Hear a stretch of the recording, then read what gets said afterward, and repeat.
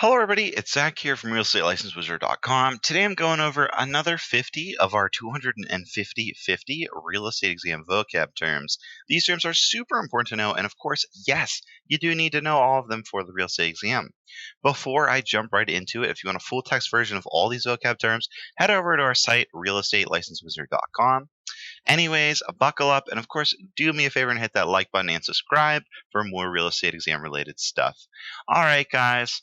Let's do this. So as this works, just like before, I read the term, you guys think about it a little bit, and then I give you the explanation of the term, we compare. Oh, and don't forget to keep score.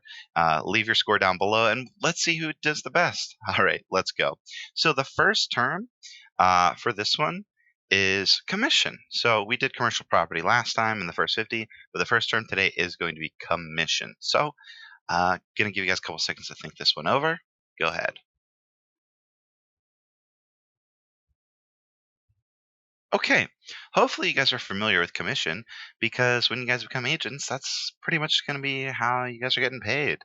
So a commission is a fee paid to an agent for performing a transaction. So if you sell a house, you get a commission. If you buy a house for somebody or you're the buyer's agent, you get a commission. So pretty straightforward, simple thing, but an important thing nevertheless. All right, next one, community property. And community property laws. Okay, so yeah, here's a couple seconds for you guys. Think it over. Okay, do you guys know about community property? Hopefully. So community property laws are based on the idea that husband and wife are equal, separate partners, rather than one whole one like tenants by entirety. So this term goes hand in hand with tenants by the entirety, and basically what they mean is it's a way that law or a government or the law developed by the government addresses husband and wife in terms of their property. So, in community property law states, they have this idea that husband and wife are equal, separate partners rather than one whole one. So, in tenants by entirety, which we'll see later, it's one whole one. That they're like one whole entity, and community property is their separate entities. So, that's pretty much that on that one. So. All right, next one, comparables. Okay. All right, so take a couple seconds, figure this one out. Okay, you guys remember what comparables are? Maybe it's a new term for you guys. Let's learn. So comparables are just another word for property sold in the same area seen on a property report. So again, when you're doing these property reports, there's going to be a little section, it's like comparables, and basically what that means is their property sold in the same area, normally not only in the same area, but kind of like the same type of property. So, but that's pretty much what comparables are. They're used on the property report. All right, next one. Here we go. The Comprehensive Environmental Response, Compensation, and Liability Act. CERCLA, and I guess another parenthesis, two parentheses would be, or also known as like the Superfund. So, what is that? So, take a couple seconds to figure that out. Okay, so hopefully this isn't the first time you guys have seen this or heard of this, because this concept is so important, not just for your exam, but for your career. But basically, this means, also known as a Superfund, is a United States federal government program designed to fund the cleanup of sites contaminated with hazardous substances and pollutants. Environmental property law has become so important for agents because obviously we're becoming way more what's the word I'm looking for? We're becoming more cautious, as well as we are stressing the importance of cleaning up hazardous waste and pollutants, because obviously that can do harm to our environment. So pretty much this was a law or an act, I'm sorry, in 1980, and it basically kickstarted this whole idea that the government should kind of set some rules for these hazardous substances, as well as establish a fund to clean up these sites. And you're probably wondering, well, why? What does this have to do with me? Well, if you are in commercial property, or honestly, even in residential property, you might see it, and you're dealing with property that might have some hazardous waste on it. It's super important to be familiar with these laws and kind of what the rules are, and how to handle that and things like that. So that's it for this one. We're going to see some more acts a little bit later, so keep that in mind. But yep, that's it. So, all right, next one, condemnation. Okay, so condemnation. So, as always, here's a couple seconds for you guys to think this one over.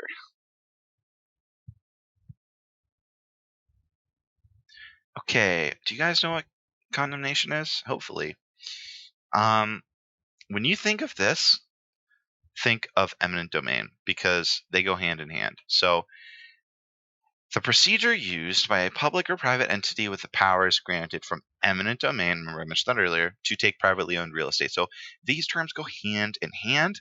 This is specifically the procedure used by it, whereas eminent domain is the right, which we will cover a little bit later. But yeah, it's the procedure used by a public or private entity with powers granted from eminent domain to take privately owned real estate. Ooh, condominium. Okay, so think this one over. Give you guys a couple seconds. Okay, so we did go over co-ops in our first 50 video. And we've gone over the difference between condos and condominiums before, but I'll keep this a little brief. Basically, a condominium, often shortened to condo, is a type of living space which is similar to apartment, but is independently sellable and therefore regarded as real estate. So let me give you a quick explanation here. Basically, remember we were talking about co-ops earlier in our first video. Co-ops, they are owned through a form of interest or shares in a nonprofit.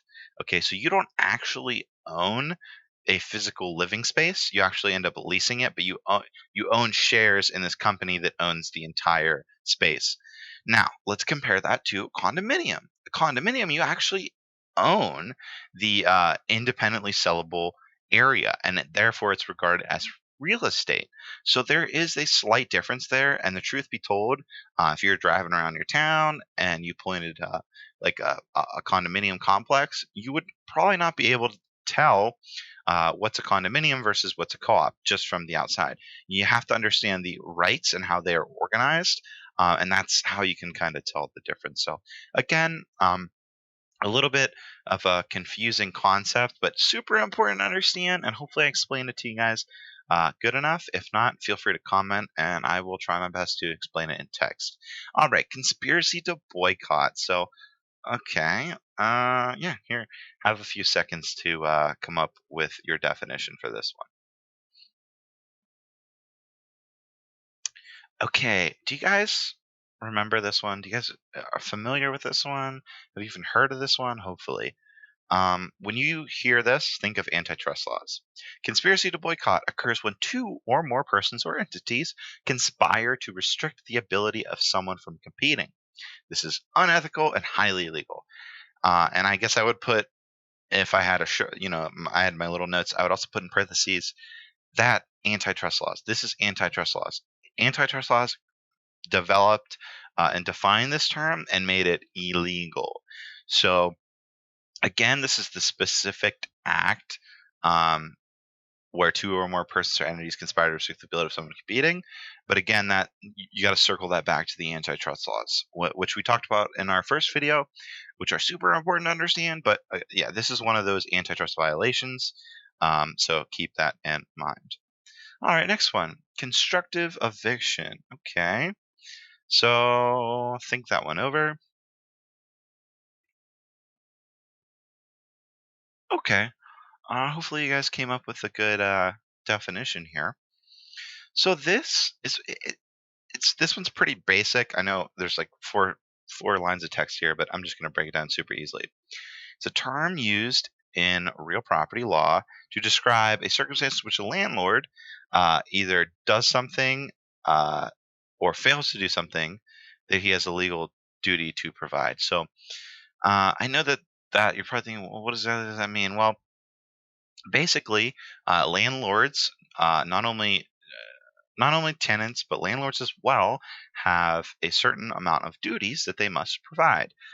Just like how a tenant must pay rent every month, depending on their contract, and must make sure that the property is relatively, well kept, and not destroy anything. Well, landlords also have a certain amount of activities that they must do, or if they don't, or they must do, uh, slash, if they fail to do, then there will be a legal repercussion. So I know that that was a little bit confusing, and I'm sorry, but basically it just means that these, if a landlord doesn't do something that they're legally required to do, or does something that's opposite of what they are legally required to do, that would be a constructive eviction. So a little bit confusing, but hopefully I explained that well enough. If not, again, leave a question, and I'll be happy to give you guys an explanation. Okay, the next one is constructive fraud. Okay, so think that one over. Okay, so remember in our last video, we actually talked about the different types of fraud. Well, constructive fraud is another form of fraud, but it's a little bit less. Actually, it's more less serious than actual fraud. I mean, it's still serious, but because it's fraud. But constructive fraud is best described as ignorance or lying without knowing you're lying. So, an example of this would be if you're showing a house and maybe you met with the buyer, or I'm sorry, maybe you met with the seller 3 days before, and the seller was like, "Yeah, okay, it's got 2 bathrooms, it's got 3 closets, it's got 4 bedrooms," and they're describing all this stuff. Well, let's say a week later you're showing the house, and you're like, you tell your potential, there's a potential buyer, you're like, "Oh yeah, um, it's got the 3 closets or whatever I said earlier." Well, let's just say it turns out you get inside and then you find out there's only like 2 closets. Well, you technically lied. That would be considered constructive fraud because it's ignorance. I mean, you lied without knowing you are lying. And again, there's a gray area here. It's kind of hard to prove that you didn't know, but you are technically lying, and it could be fraudulent. Again, there's a lot of gray areas when we're talking about fraud, but that's why it's just best to do your due diligence always. You know, just because somebody says something, make sure you are um, doing your own research and making sure you are informed as well. That way, you don't get yourself in a tricky situation. But we went on a little bit of a tangent there, but that's pretty much all you need to know about constructive fraud. All right, contingent property. Okay, so I'm gonna give you guys a couple seconds to think this one over. Okay, you guys remember we were going over some contingencies? Well, we're coming full circle now. So, contingencies listed on on a property makes the property contingent. So, contingent property means an offer for a property has been accepted, but there's a condition or contingency that is written into the contract and it must be met before the sale can go through. So, let me explain. Let's say you have a contingency, maybe an appraisal contingency, which remember we talked about that in the first video, that it's okay. Um, they're not going to purchase the property unless the appraisal comes back to a point that they'll be able to buy the property. So maybe it'll be written in there that the appraisal comes back and they don't find any issues, or maybe the inspection, like an inspection contingency, things like that. So basically, they're written into the contract that these things must happen before the sale can go through. That's basically what a contingency is, and to flip that, that's also what contingent property is. So if you're looking on the MLS or like on a site like Zillow maybe, and you see, oh, contingent property, well, that just means that again, an offer was accepted, but they're waiting to do or for one of these contingencies to go away or to be handled, I guess would be a better way to say it. So that's what contingent property is. Hopefully that was a good explanation for you guys. Okay, next is a contract. Okay, this is a pretty short one. So hopefully you guys know what a contract is. I'm just gonna get into the explanation right now. That's just an agreement between two or more parties by law. So pretty self-explanatory, but obviously if you guys are new to this, hey, maybe you didn't know what a contract is. That's totally okay. Remember guys, this is a learning experience. Don't be afraid if you have no idea some of these terms, or maybe I'm not doing a good job explaining it. leave a comment down below, and I'd be happy to explain a little bit better. Or, if for some reason I don't get to your comment, feel free to Google it. But again, don't be afraid to review these things and kind of take the extra steps so that you understand these things, because this can be really confusing for a lot of people. You're not alone there. So, okay, the next term is corporation. So, give you guys a couple seconds to think this one over. Okay, so if you guys are fans of the channel, you'll remember that last week we actually did cover some business structures, and corporations were one of them. So a corporation can be formed for profit or nonprofit purposes, and a corporation is managed and operated by a board of directors. They have certain rights, privileges, advantages, disadvantages, all the good stuff. Here's the key takeaway. I'm going to keep it simple with this.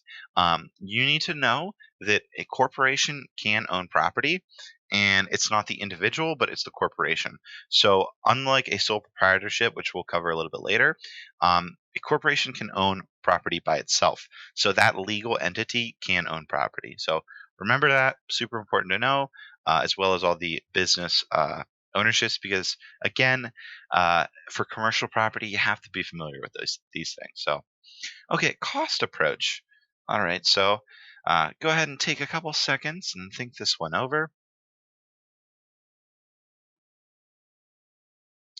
Okay, do you guys remember what this is? Is this a new term for you guys? Let's see. So, cost approach is a real estate appraisal method that states the price a buyer pays for the property should equal the cost to build an equivalent building on property. So, a little bit of an explanation on this one is, let's say somebody built a house in like, let's say like it's last year, and they sold the house, and then the appraiser comes in and they appraise the house. Well, they're going to look at how much it costs to build that house because it's relatively new. Here's the thing: this appraisal method is not going to work if the house is from like 1920 or 1930. I mean, they still might use it, because again, when they're doing these appraisals, they take a lot of these methods and they kind of use them all to come up with the best evaluation. But again, all this is uh, they're looking at what the buyer would have to pay for the property if for some reason it was destroyed. If And by pay I mean like pay to rebuild it. So, but yeah, that's pretty much it for that one. Okay, counteroffer. Okay, this is a good one. So, gonna give you guys an opportunity to think this one over.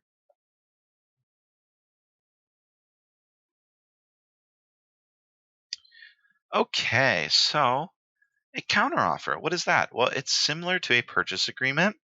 However, a counteroffer is made or makes the original offer cease to exist because legally the seller rejected it.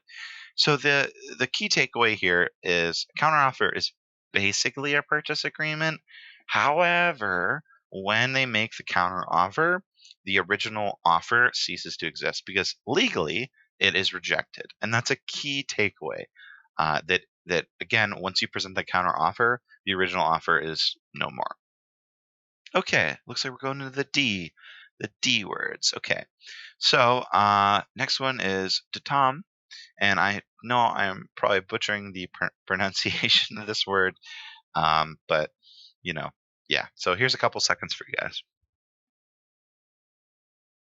Okay, is this at all familiar to you guys? If not, it's okay. This is kind of a weird word. It comes up what's it called? Not with appraisals, but with surveying. That's right, surveying.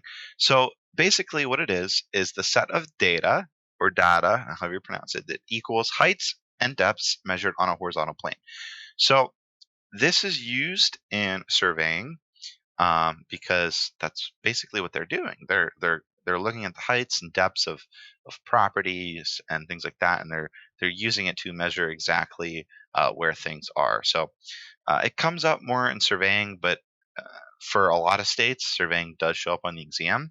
So you have to be somewhat familiar with the terms. I mean, it's not a huge portion of the exam, but it does show up. So that's it for that one.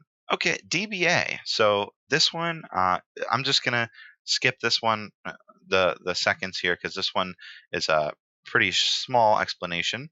But basically, that's doing business as. It's an abbreviation, and you may see this on the exam. in one of those word problems where they're like, they put a big paragraph of all this information and they use all this mumbo jumbo, and you have to be familiar with some of the abbreviations. And DBA is doing business as. All right. Next one, debt. Okay. Here's a couple seconds for you guys to think this one over. All right. Hopefully, you guys are familiar with this term. Hopefully, you guys aren't too familiar with this term, if you know what I mean. So, debt. Debt is just something owed or promised. It's pretty self-explanatory. If you owe something to someone, you have debt. Um, yeah, it's simple as that. All right. Deed. Okay, here we go. Deed. A deed is a written legal document by which ownership of real estate is conveyed from one party to another. And I just realized that I just gave you guys the explanation before I gave you guys an extra a second to think it over, and I apologize. But um, yeah, that's pretty much it for this one. So I'll try not to do that again. I'm sorry. But yeah, so that's that. Pretty self-explanatory. I'm sure you guys are familiar with deeds. If not, we actually do have a video on deeds, so encourage you guys to watch that. All right, next one. Oh, it looks like we're staying in the ballpark of deeds. All right, deed restrictions. So here's a couple seconds or moments to think that this one over. Okay. All right, deed restrictions. What are deed restrictions, guys? Well, they're limitations to use of property imposed by past or current owner and are usually legally binded forever. So, what's an example of a deed restriction? Do any of you guys know? Well, I'll give you guys one. So, a deed restriction, that is going to be something like, let's say somebody has a historical property and maybe there's a tree on it. And maybe that tree was Benjamin Franklin's, maybe like he discovered something under that tree. And the owner imposed a deed restriction on the property that tree cannot be cut down, no matter what. Legally, it cannot be cut down because that is a deed restriction. And guess what? Somebody new buys a property, they can't cut down that tree because it is legally, it's a legally binding agreement. And as soon as you get that deed, um, that's basically it becomes legally binding to you, to current or future owners. So simple as that. I know I guess it's not as simple as that. I know that that's a little bit of a complicated concept for some people, but again, it's something that you have to know for the real estate exam. So hopefully I explained it well. If not, leave a comment down below. Okay, defeasance clause. Oh, goody. So, if you guys are fans of the channel, you guys will be familiar with this one. All right, here's a couple seconds for you guys.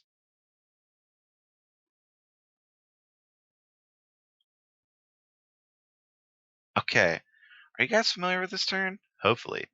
So, this is a contract provision that ensures that the title for the property is transferred to the buyer once the mortgage is fully paid off.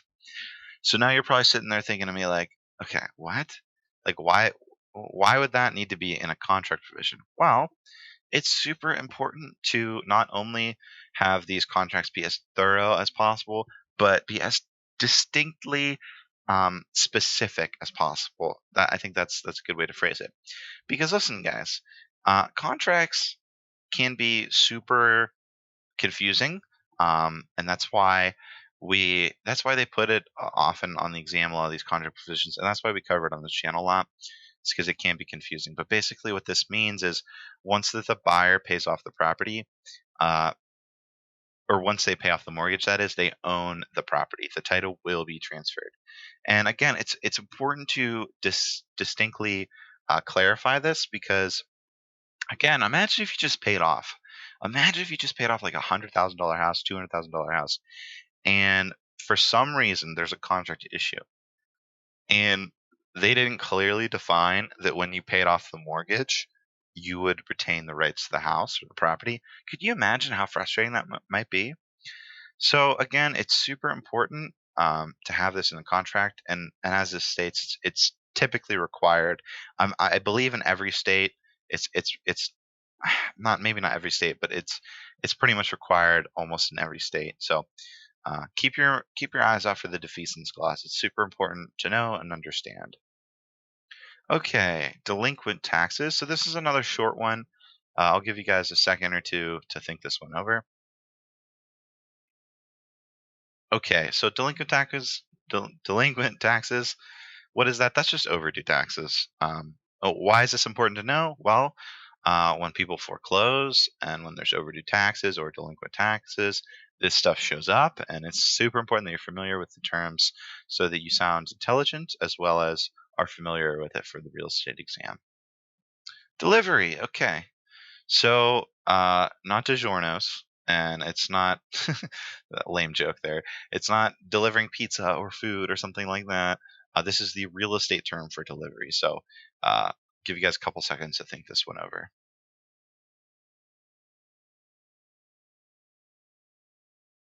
Okay, are you guys familiar with this in the real estate perspective? So basically, all this means is the legal act of transferring ownership. So when you see delivery, think of this: legal act transferring ownership, delivery transferring ownership, or I mean, honestly, you can make it even shorter. Delivery is just transferring ownership. You don't even really need a legal act. I mean, really, but it's as simple as that. That's what it's defined as, and that's why it has to be defined. Is because it's a legal term that again. Is relevant not only to your real estate career but for the exam. Okay, depreciation. All right. Here's a few moments for you guys to think this one over.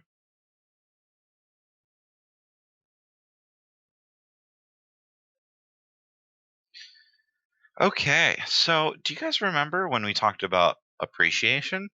Well, I mentioned that the opposite of appreciation is depreciation. So, using that as some context clues, you should know what depreciation is. Depreciation is any loss in the value of property over time from any cause. So, obviously, there's different types of depreciation, which we'll cover a little bit later, but depreciation is not really a good thing. And I know that I said this in the first video, but a good way to remember appreciation is if someone appreciates you, it makes you feel good, meaning you gain value. Um, with depreciation, you could remember as depre or depressed, almost appreciate, depressed, loss. Thing of sadness. So like you'd be sad if you lost a value of property. That would stink. That would be horrible. And it does happen. So again, that's kind of how I remembered that one, but that's all you need to know for that one. So, all right, discount points. Awesome. Okay. So discount points. Give you guys a couple seconds to think this one over.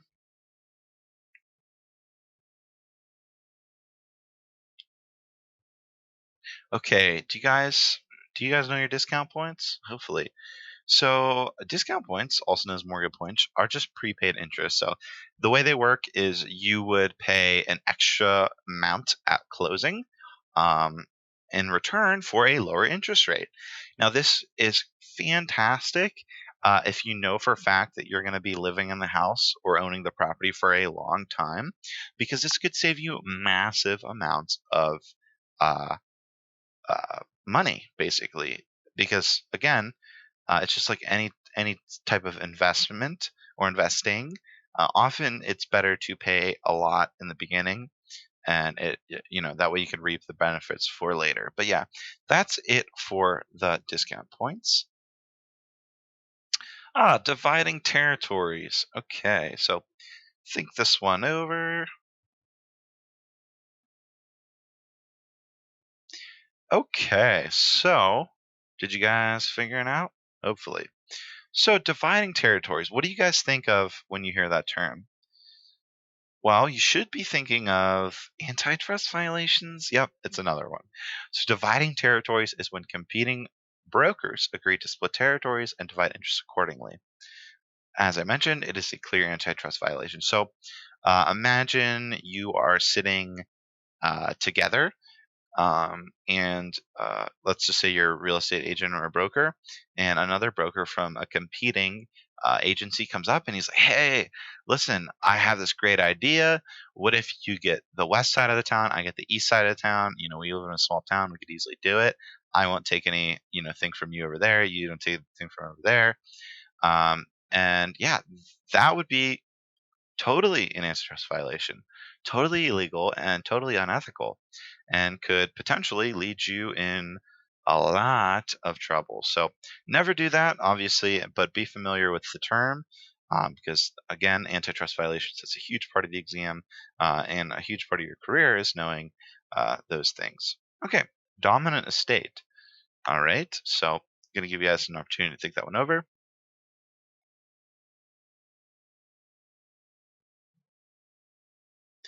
Okay, dominant estate.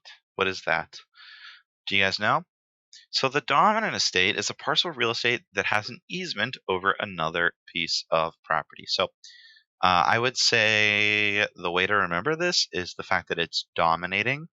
It's dominating, meaning it's dominating over another piece of property. It's the main one. It's dominating over it, and that's what it is. It's property that has an easement over another property. So an example would be if you had. This might be a little hard to explain, so bear with me. Close your eyes and kind of think it through.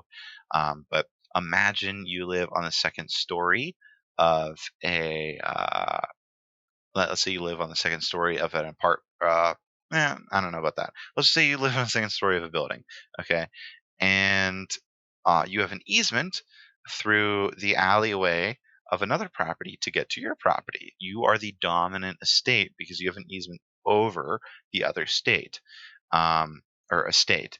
And we'll explain what the other term for this one is. The non-dominant estate is a little bit later, but yeah, just remember that for this one. Okay, a double net lease. So think this one over.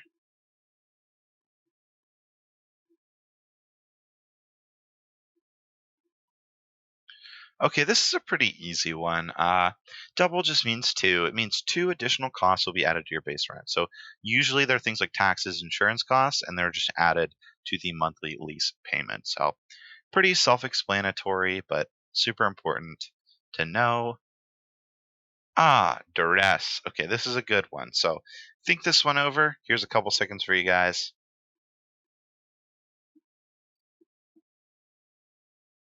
Okay, duress.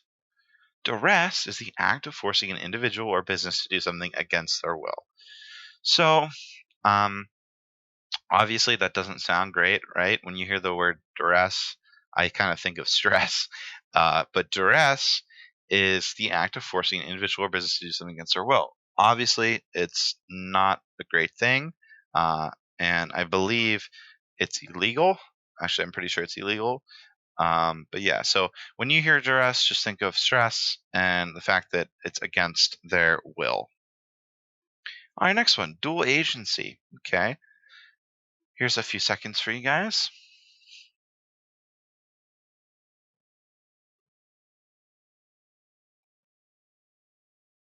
Okay, so dual agency, you might be thinking, oh, well, dual means two. That means maybe, I don't know, two agents work on the same project. Well, no, it's a little bit different than that.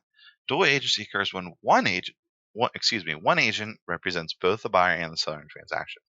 Now, whether or not this is illegal completely depends on the state that you live in and their rules. And if you are curious about this topic, we did a full video deep dive on it, as well as we have an article on our site where you can find out whether or not it's legal or illegal in your state. So, pretty much it for that one, but it's super important to understand that it's when one agent represents both the buyer and the seller in a transaction. Okay, DVA loan. Okay, give you guys a few moments to think this one over.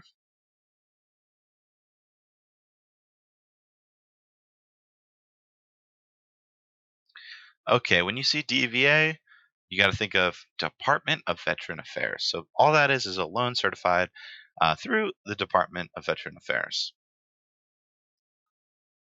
All right, next one, easement. Okay, we talked a little bit about this term earlier, so now we're coming full circle. All right, so think this one over.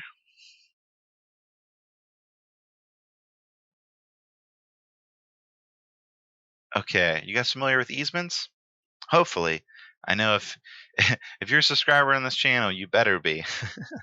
Okay, an easement is a right held by one person to use the land of another for a specific purpose, such as driving through someone else's property. So, as I remember, or as I was describing earlier in the dominant estate, that's where this thing comes into play. An easement is just for a specific purpose, like maybe driving through someone else's property, or maybe walking through someone else's property to get to your property, things like that. But estate or easements are super important to know. So if you did not know this, I encourage you guys to uh, look this one up. We actually did a deep dive on this one as well, and kind of familiarize yourself with that term and all the things that are connected to it. Okay, we're sticking with easements. So easement for ingress and egress. So I'll give you guys a few moments to think this one over.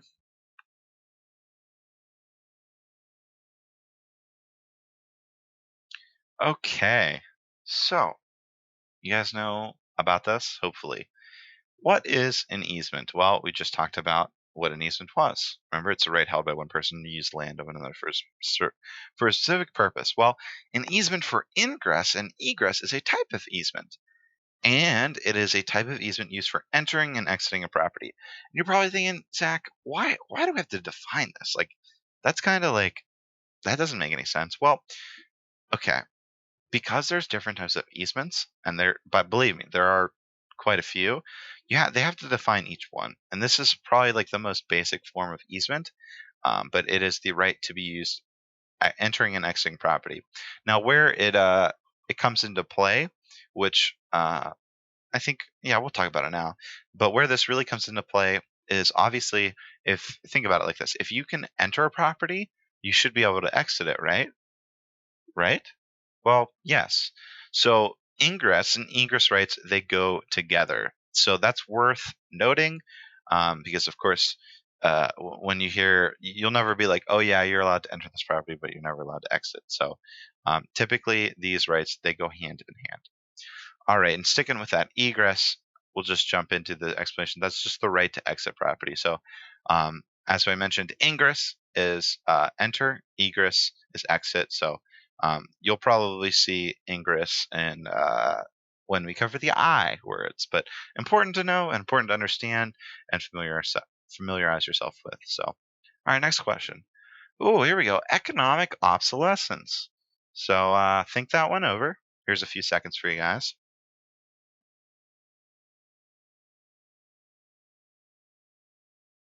Okay, so um, basically, economic obsolescence just refers to the loss of property due to external factors. And that's the biggest, most important part about this is it's external, meaning things that are off the property affecting the property's value. Because as you'll see a little bit later, there's a different form of obsolescence, but we'll jump into that later. All right, so that's it for that one. Emblements. Okay, so here's a few seconds for you guys.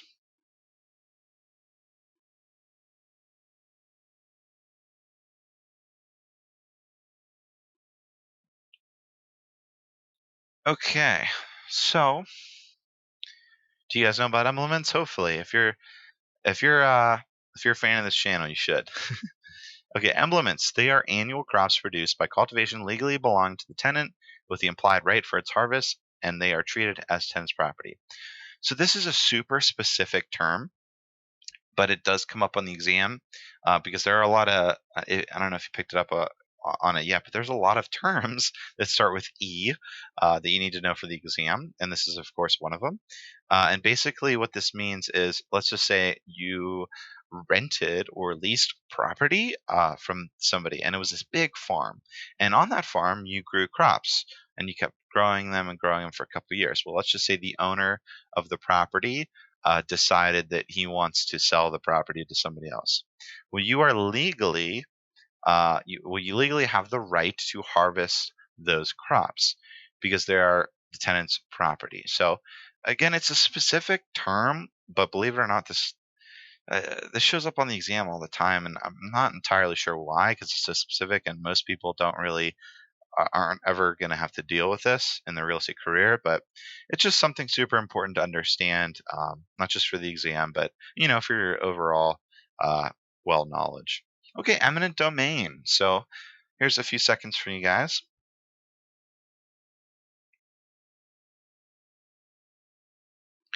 Okay, so do you guys remember what eminent domain is? We talked about it, I think, in our first video. Eminent domain is the right of the government to take over privately owned real estate for public use. So, let's say you own a house and it's right next to a highway. You've been living there for like 50 years. Well, the government comes in and they're like, hey, we're going to take your land and we're going to extend the highway. Guess what? 9 times out of 10, you don't have an option. Like, that's it. You you have to give up your land. And basically, you know, they're using eminent domain, which is the right, to take over your land. That way, they can develop that highway. So that's an example for you guys. But again, eminent domain is super important. Comes up on the exam all the time. So make sure you guys are familiarized with that. All right. Next one, encroachment. Oh, okay. Here's a couple seconds for you guys.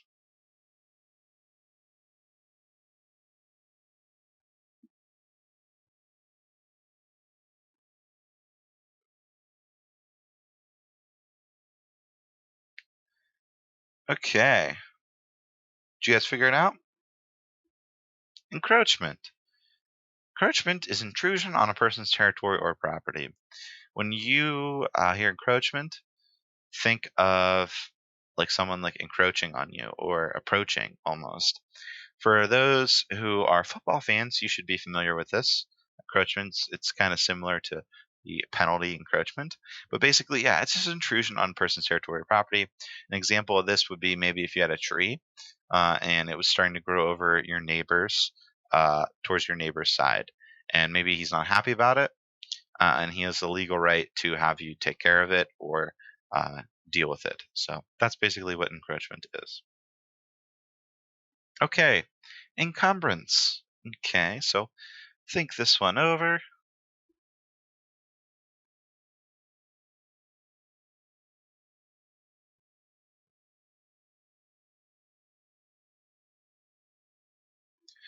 Okay, so do you guys know about encumbrance? Well, whenever I see this term, I think of being encumbered, um, which means like, you're being weighed down, and it kind of means the same thing.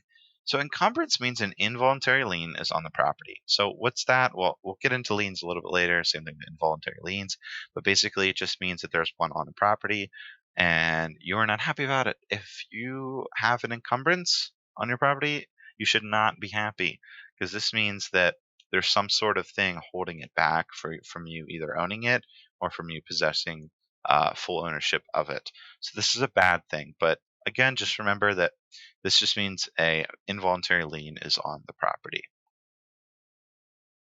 Okay, endorsement. All right. So here's a couple seconds for you guys to think this one over.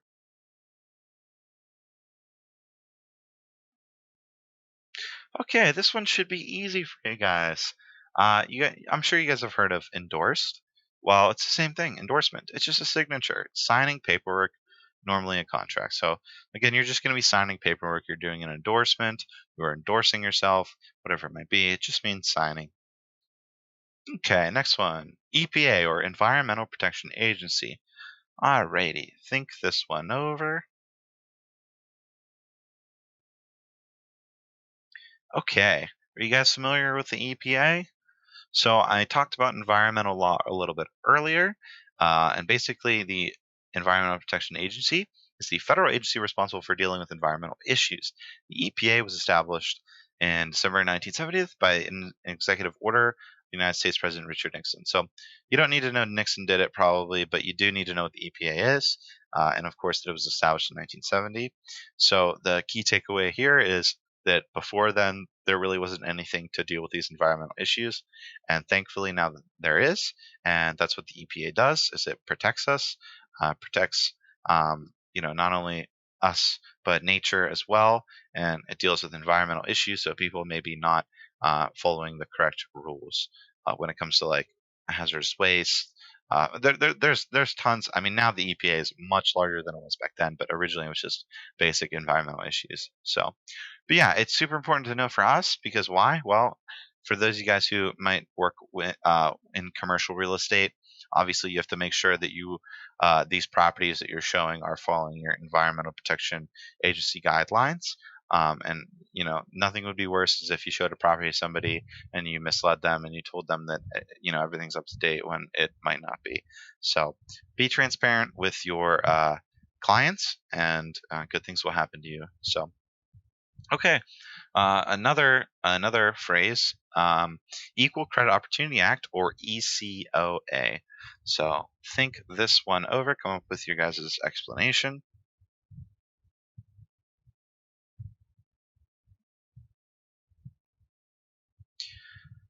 All right, you guys familiar with this?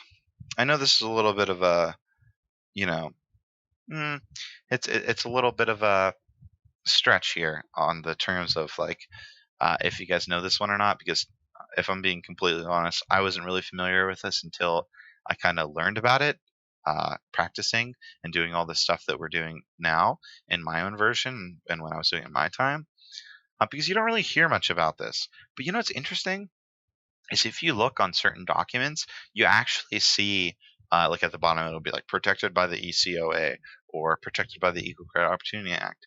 And you might even see it on commercials for like mortgages and stuff like that. But yeah, it's something that like once you hear about it, like, you're like, oh yeah, I know what that is. But basically, all it is a regulation that aims to give all legal individuals equal opportunity to apply for loans. The act prohibits creditors and lenders from considering a consumer's race, color, national origin, sex, religion, or marital status in deciding whether or not to approve their credit application. So let's just say you're applying for a house and maybe you are young, and let's just say you're young and Christian or something, and basically it doesn't matter what you're young, old, black, white, from Canada, from United States, from Mexico, male, female. Creditors cannot be like, oh, well, because this person is, so and so, they shouldn't get this loan. No, of course that's not allowed. But again, this is something that is defined, and it's so funny because I guarantee it. After you guys learn about this, you'll be watching a commercial or you'll be like reading something. You'll be like, oh my God, yeah, that was the thing. That was the thing that guy on YouTube was talking about. So, yeah, that's the Equal Credit Opportunity Act. Super important to know for your career and exam. So, hopefully, I explained that one well. Equitable title. This is one of my favorite terms. Okay, so think this one over. Here's a few seconds for you guys.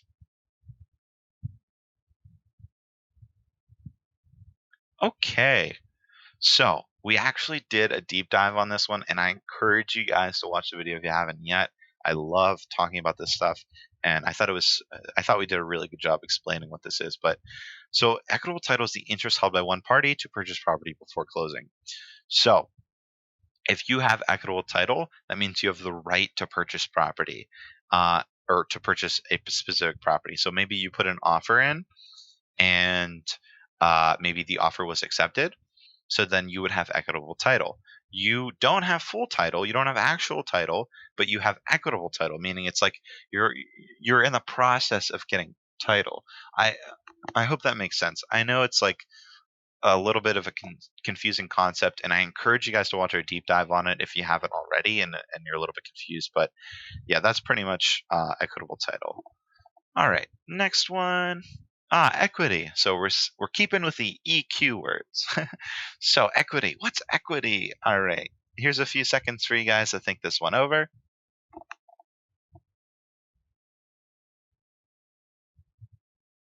Okay. What is equity? Do you guys know? Equity is the difference between the market value of your home and the amount you owe the lender who holds the mortgage. It's pretty simple. Let's say you and your husband or you and your wife just purchased a home, and maybe after 2 years, you guys have put in a good amount on your loan, and you want to know how much equity you actually have in the house. Well, you would look at the market value of your home, and then you would take the amount that you owe the lender, and you would you would look at the difference, and that's how you'd find how much equity you have in the loan. So super important to know. All right, next one, erosion. Erosion. Okay, think this one over. Gonna give you guys a few moments here. Okay, what do we know about erosion? Well, We know a couple things. We know that it's the opposite of accretion. Remember, we were talking about that earlier? So, erosion is the wearing away of land or soil by the action of wind, water, currents, or ice. Long term erosion can decrease the size of a property. So, remember, we were talking about accretion. Accretion. Remember, like, we were talking about that, like, super early. I think that was like what, like our eighth one or ninth one. But anyway, we were talking about that and what that is. And remember, that's the slow process of growth or acquisition of land. And then remember, we were talking about the other term as well. But this is the long term, or I'm sorry, this is the opposite of accretion, meaning the wearing away. So accretion is the growth or acquisition. And this one, erosion, is the wearing away. So I hope that makes sense. I know that there's like a couple of these terms that they can easily be mixed up. But yeah, just keep this one in mind for future because again, it's another one of those ones that's super important. Okay. Oh, errors and emissions insurance. Okay, this is a good one. All right, so here's a couple seconds for you guys. Okay. Fun fact about errors and emissions insurance: some, but not all states, actually require a form of insurance of errors and emissions insurance for a lot of different careers, not just real estate agents, but there are some other types of careers where error and emission insurance are required. So, basically, what is it? Well, it's a type of excuse me, it's a type of liability insurance that protects professionals against claims of inadequate work or negligent action. So, it's good to have. And again, it's one of those things that's required in some states, but it's good to have if it's not required, just in case somebody opposes a claim on you for not doing your job correctly. If there's a lawsuit there, this can protect you from that. So. All right, next one. Escheat. Okay, another one of my favorite terms. Escheat. All right, so here's a few seconds for you guys to think it over. Okay, do you guys know what a sheet is? If not, it's no biggie, but you gotta know now. A sheet is when a property owner dies and leaves no proper documented inheritance plan. The property ownership reverts to the government. A sheet ensures the property always has ownership. So when you think of a sheet, um, it's it's one of the government's rights or government powers, and basically, um, it just means like let's say you and your wife or you and your husband are living happily, and then you guys just sold a house, and then you bought a new one, and then let's just say you have no sort of inheritance plan, and you guys both pass away. And I know this is like so specific, but this is like the best definition for this. Well, if you have no inheritance plan, the property ownership then reverts to the government. So it's kind of a crappy thing. But the point is, and why government kind of created this, why our government created this, is so that there wouldn't be a lot of properties that were just sitting there empty with like an owner that was dead or something. Um, she ensures that a property always has ownership, and that's important not only for a local economy but a global economy, and how much of an impact that is, because you want people to own property and you want people to live in houses and things like that, and you need ownership always to be there. So, all right, escrow. Okay, escrow. All right, so here's a couple seconds for you guys to think this one over.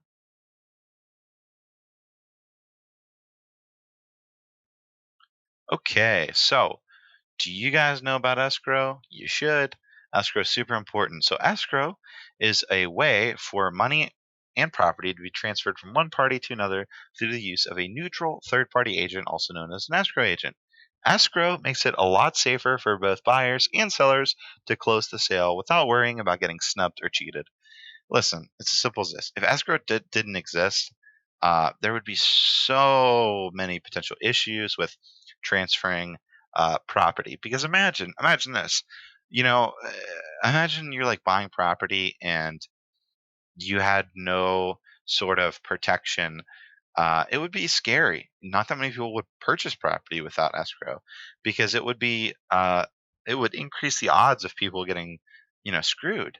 Uh, so escrow is super important, but all it is just a third party to handle transaction. Basically, simple as that. So, all right, estate at sufferance. All right, so here's a couple of moments for you guys to think this one over.